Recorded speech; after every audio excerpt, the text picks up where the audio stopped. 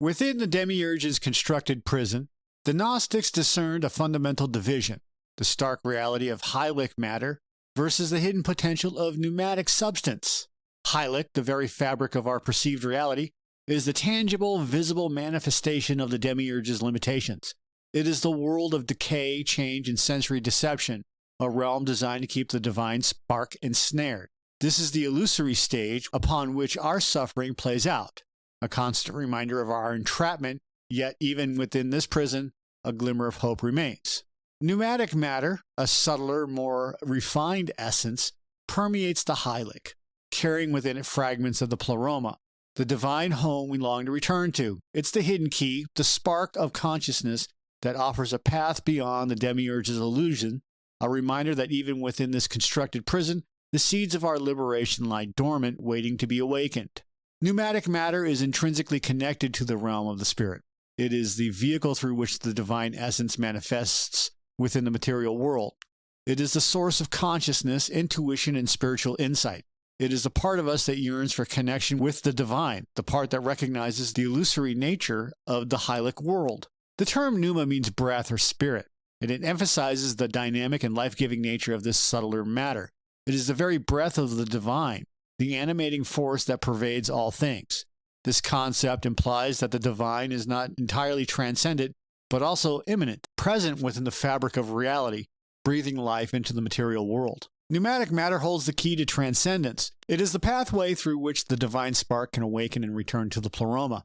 By cultivating awareness of pneumatic matter, by attuning oneself to the subtler energies of the spirit, individuals can begin to break free from the limitations of the hylic world. This is the result of Gnosis. Pneumatic matter can also be seen as an inner guide, a compass pointing towards the divine.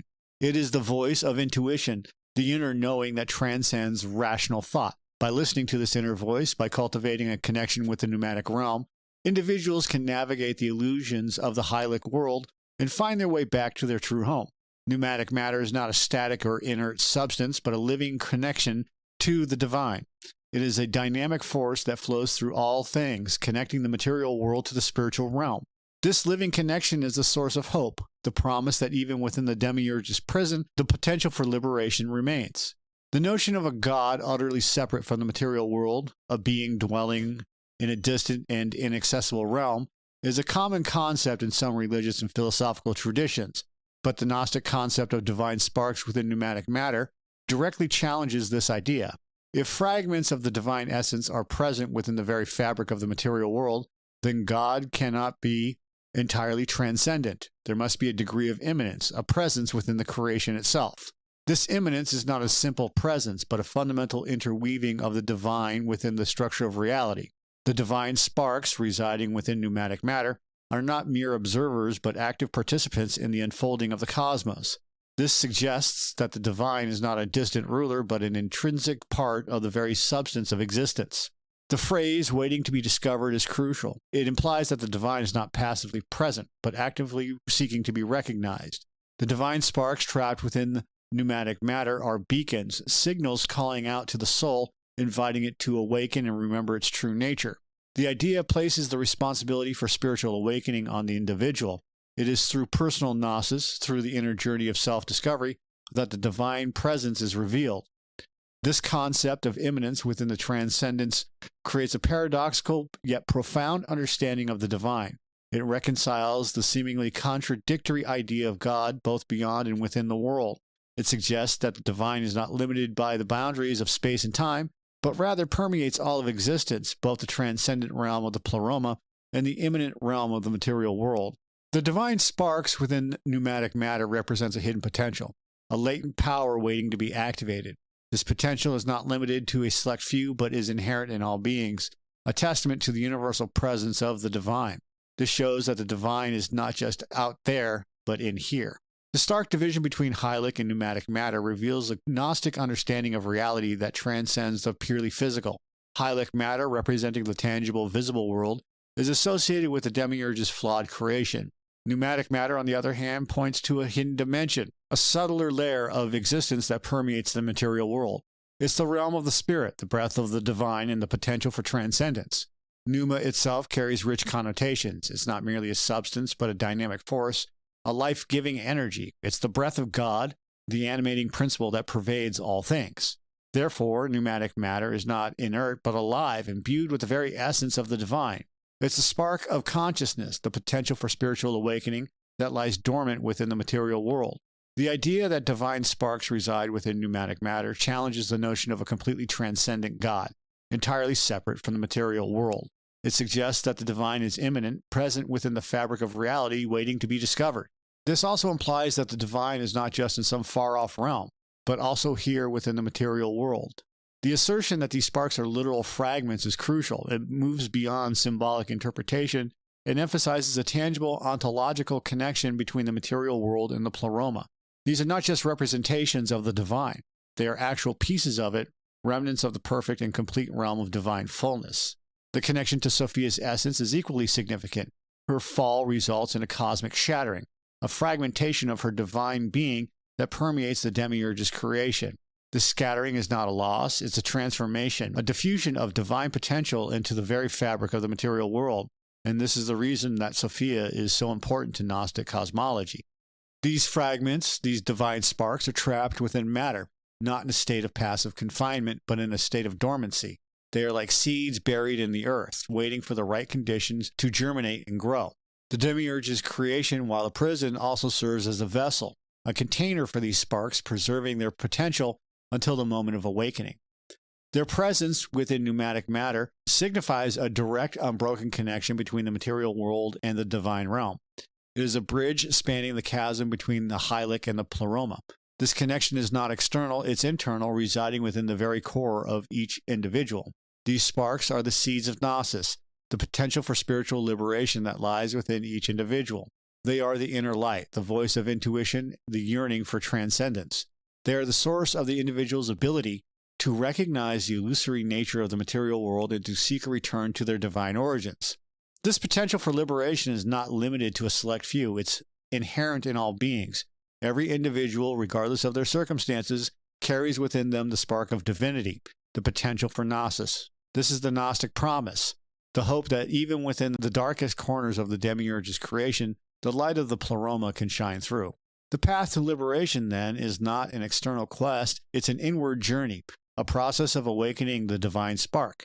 It is a journey of self-discovery, of recognizing one's true nature, and of transcending the limitations of the material self. This is a personal journey to reconnect with the divine.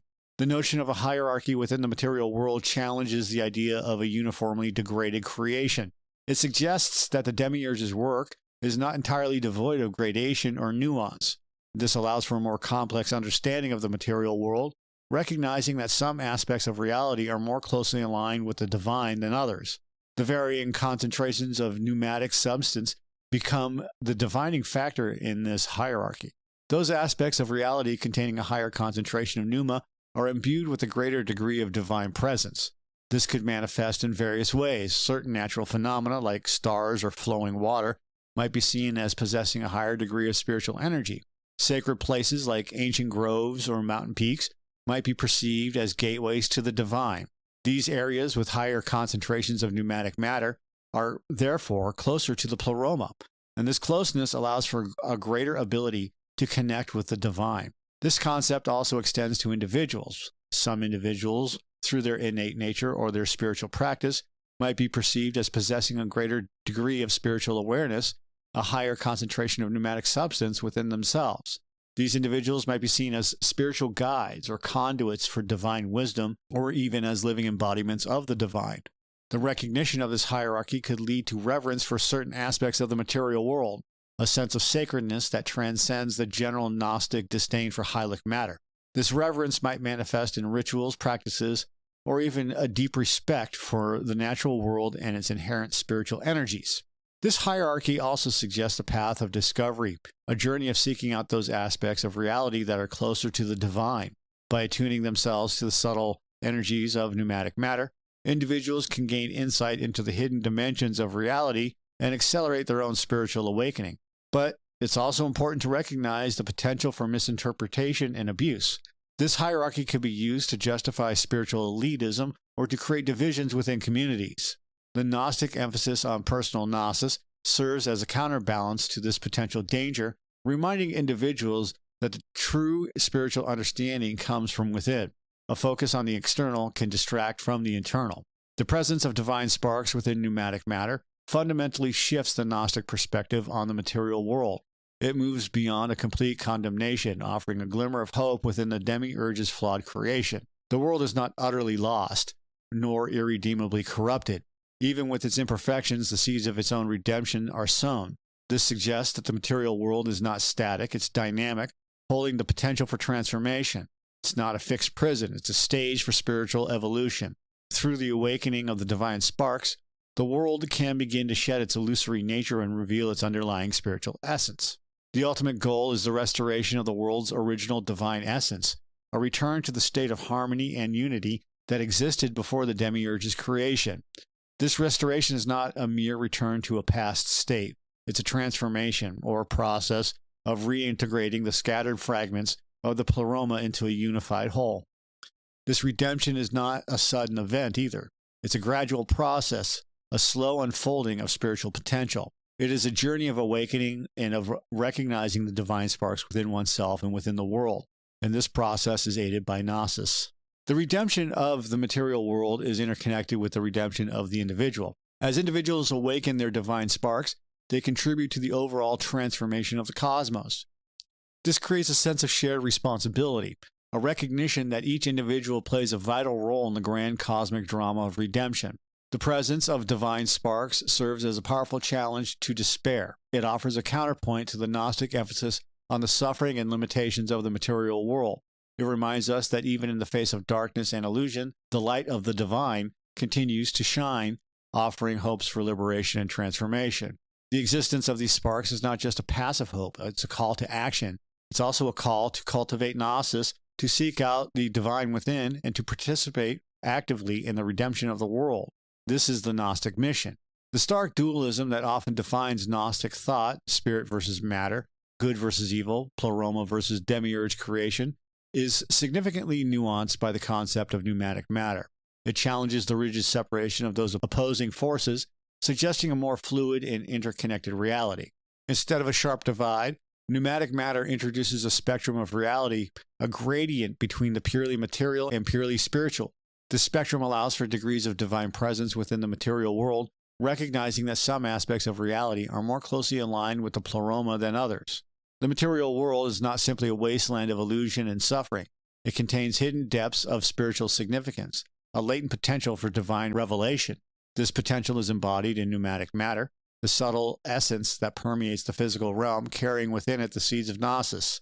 The recognition of pneumatic matter offers a way to reconcile the seemingly irreconcilable opposites of spirit and matter. It suggests that they are not mutually exclusive, but rather interconnected and interdependent. And this reconciliation is not a blurring of distinctions, it's a recognition of the underlying unity that connects all things, even within the apparent duality of existence. The material world, though flawed, is not devoid of value.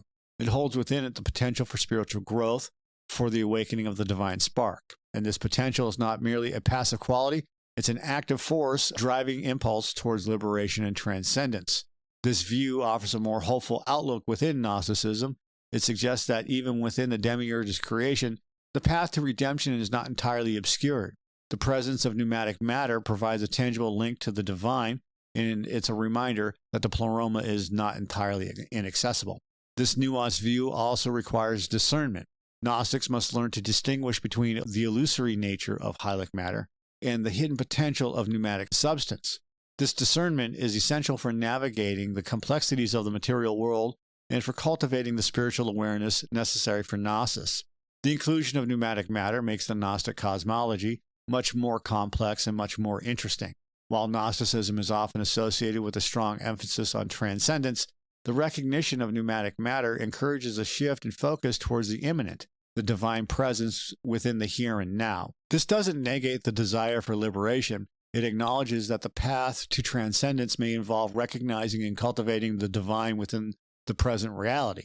If pneumatic matter permeates the natural world, then certain natural phenomena, ancient trees, flowing rivers, celestial bodies, might be seen as imbued with a greater degree of divine presence.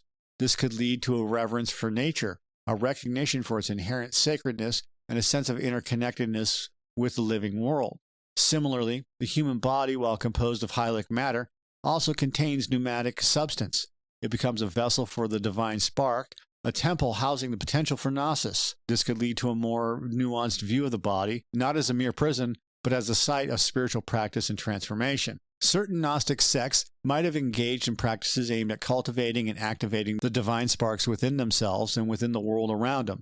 These practices could have included meditation and contemplation that focus on the inner self or cultivate awareness of the subtle energies of pneumatic matter, ritual and ceremony, which use symbolic actions and words to awaken the divine spark and connect with the pleroma, asceticism and purification for cleansing the body and mind of hylic influences to create space for the pneumatic to flourish, or communion with nature by seeking out sacred places and natural phenomena to connect with the divine presence within the world. There's also sound and vibration by using chanting, music, or other forms of sound to resonate with the pneumatic energies of the cosmos. These practices suggest a more personal and embodied approach to Gnosis, one that integrates the spiritual with the physical. It is not just about gaining intellectual understanding, but about experiencing the divine within oneself and within the world. It's also important to note that these practices are speculative. The understanding of Gnostic rituals is limited. There's always the risk of misinterpretation and turning what is meant to be internal into something external or even harmful. This view of Gnosticism, with its emphasis on the imminent, offers a more holistic understanding of the path to liberation.